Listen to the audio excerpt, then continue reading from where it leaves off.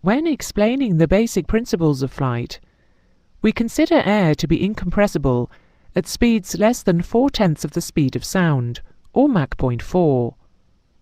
Or, in other words, that pressure is considered to have no effect on air density. At speeds above Mach 0.4, which is about 300 miles per hour, it is no longer practical to make that assumption, because density changes in the airflow around the aircraft begin to affect the behavior of the aircraft. At high altitude, a large high-speed jet transport will be cruising at a speed marginally above its critical Mach number, and will have a small shock wave on the wing. If the aircraft's speed is increased, the shock wave will rapidly grow larger, causing the static pressure to increase sharply in the vicinity of the shock wave. The locally increased adverse pressure gradient will cause the boundary layer to separate immediately behind the shock wave.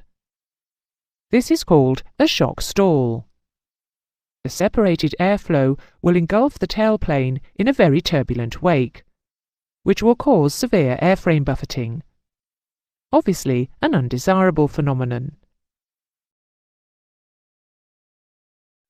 This high-speed buffet, or shock stall, can seriously damage the aircraft structure.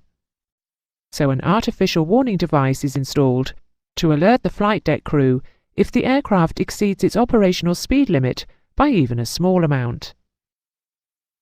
The limits are VMO, the maximum operating indicated airspeed, and the equivalent Mach number, MMO. The high-speed warning is aural, either a clacker, horn, or siren, and is designed to be easily distinguishable from the low-speed stick shaker triggered by high angle of attack.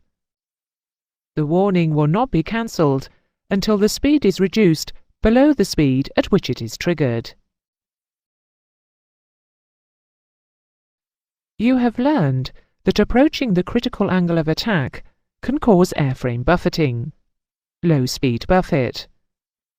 And we have now shown that flying too fast can also cause buffet, high-speed buffet.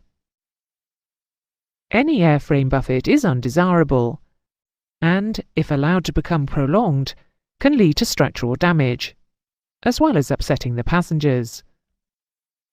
At high cruising levels, around 36 to 42,000 feet, the margin between the normal stall warning stick shaker and the high-speed warning may be as little as 15 knots. High speeds are operationally necessary, and designers are constantly trying to find ways of increasing maximum speeds without incurring any undesirable flight characteristics. The limits mentioned just now, VMO and MMO, are investigated and established during certification flight testing of new types. These maxima give a speed margin into which an aircraft can momentarily overspeed and be recovered by the pilot before any undesirable effects occur. This lesson concludes the series on stalling. The problems incurred by shock stall, such as tuck, loss of control effectiveness and instability, are covered in detail in the lessons on high-speed flight.